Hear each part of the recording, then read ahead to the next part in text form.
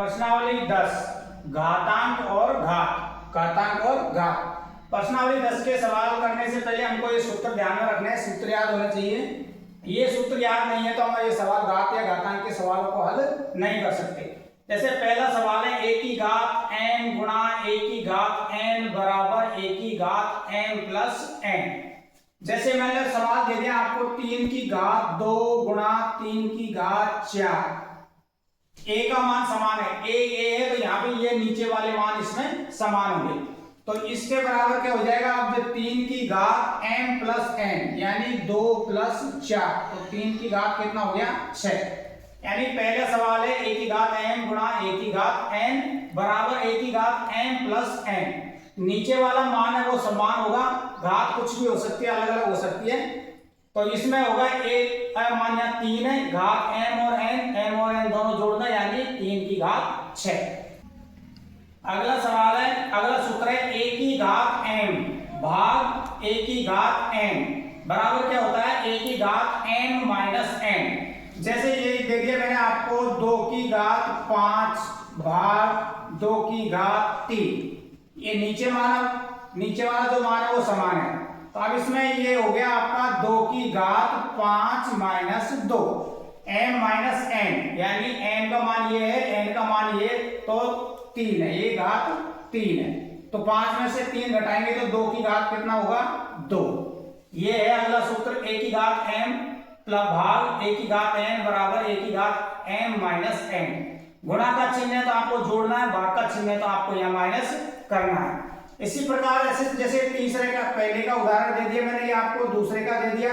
अब इसी प्रकार तीसरे सूत्र का a की घात m कोष्टक n बराबर a की घात m और n, यानी दोनों घात आपस में क्या होगी गुणा होगी। जैसे ये दे दिया मैंने 5 की घात 2 कोष्टक घात 3, 5 की घात 2 कोष्टक घात 3, तो इसमें ये दोनों घात गुणा होनी है, ये दोनों घात गुणा होनी है, यानी 5 का तो 5 रहेगा, इन दोनों घातों को गुणा करेंगे तो 3 गुणा 2 करेंगे कितना आ जाएगा 6, 3 गुणा 2 6।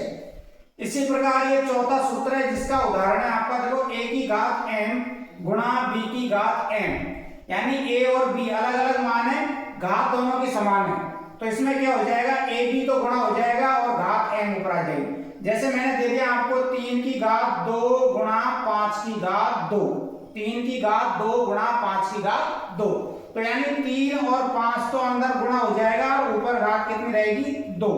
3 गुणा 5 करेंगे तो ये आ जाएगा 15, 15 की घात 2, यानी a का मान और b का मान दोनों अलग अलग है, घात समान रहेगी दोनों में। तो इसमें देखो घात समान है, 5 और 3 अंदर गुणा होने, ऊपर घात 2 है, 5 को 3 को गुणा करेंगे तो कितना आ जाएगा 15, ऊपर घात कितनी रहेगी 2।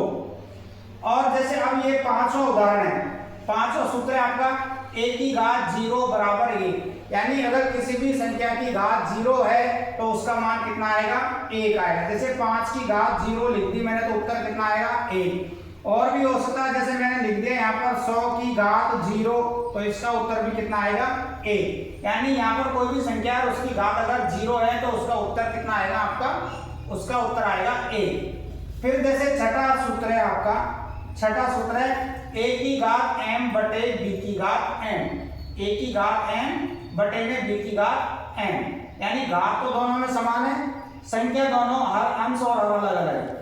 तो जैसे मैंने दे दिया आपको यहाँ पर 5 की घात 3 बटे में 3 की घात 3, ये दे दिया आपको, तो अब ये आपका क्या हो जाएगा 5 बटे में 3, 5 तो ये लिख दिया और 3 ये लिख दिया, और कोष्टक लगा के घात इसकी कितनी लिखेंगे, दोनों में घात कितनी है 3, 3 है तो घात कितनी लिखेंगे 3 लिखेंगे।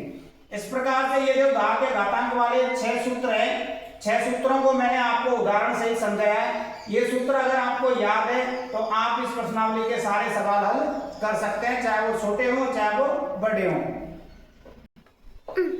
घातांकीय समीकरण, घातांकीय समीकरण किसे कहते हैं, एक समीकरण के घात में, मान लो कोई भी समीकरण है उसके घात में अज्ञात राशि हो, अज्ञात राशि हो तो इस समीकरण को क्या कहते हैं, हम घातांकीय समीकरण कहते हैं। आपसे घातांकीय समीकरण की परिभाषा पूछे तो हो जाएगा एक समीकरण जिसके घात में अज्ञात राशि हो उसको घातांकीय समीकरण कहते हैं। एक समीकरण जिसके घात में अज्ञात राशि हो उसको घातांकीय समीकरण कहा जाता है। ये आपको घातांकीय समीकरण की परिभाषा याद रखनी है। ये घातांकीय समीकरण की परिभाषा है और सूत्र मैंने आपको लिखा दिए। तो 8वीं प्रश्नावली है, प्रश्नावली 10.1 का पहला सवाल है 3 की घात -2। 3 की घात -2, जैसे इसका मान ज्ञात करना है, घात -2 है तो इसको हम घात को प्लस में करने के लिए क्या लिख देंगे, इसको 1/3। क्या लिख देंगे, 1/3 और घात कितनी है 2, तो यहाँ पर घात कितनी लगा देंगे 2, यानी कि ये हो जाएगा आपका 1/3 गुणा 3। तो उत्तर कितना आ जाएगा 1/9। कितना आ जाएगा उत्तर 1/9।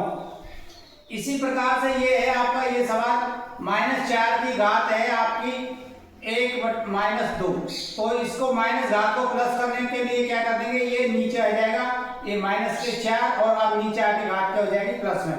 ऊपर घात माइनस की दर की तो नीचे आके प्लस की हो जाएगी, नीचे माइनस की दर की तो ऊपर जाके प्लस की हो जाएगी। इसमें घात 2 माइनस की है तो नीचे आके प्लस की हो जाएगी। 3 की घात 2 है तो 3 गुणा 3 9 हो गया। इसी प्रकार -4 ऊपर घात -2 है, -2 है तो नीचे आके किस में हो जाएगी, ये प्लस में हो जाएगी। अब ये हो जाएगा आपके पास में 1/4 गुणा -4, -4 गुणा -4, एक का तो एक रहेगा, 4 को 4 से गुणा करेंगे कितना आएगा 16 और माइनस से माइनस क्या हो जाएगा प्लस हो जाएगा, माइनस से माइनस क्या हो जाएगा प्लस। इसी प्रकार से ये सवाल देता है 1/2 की घात -5, तो इस संख्या को उल्टा करना है तो ये हो जाएगा आपका 2 की घात 5 प्लस में 5 हो जाएगा, 2 की घात प्लस में 5 हो जाएगा। अब इसको गुणा करेंगे, 2 की घात प्लस में 5 है तो यानी 2 को लिखेंगे 2 गुणा 2 गुणा 2 गुणा 2 गुणा 2, 5 बार।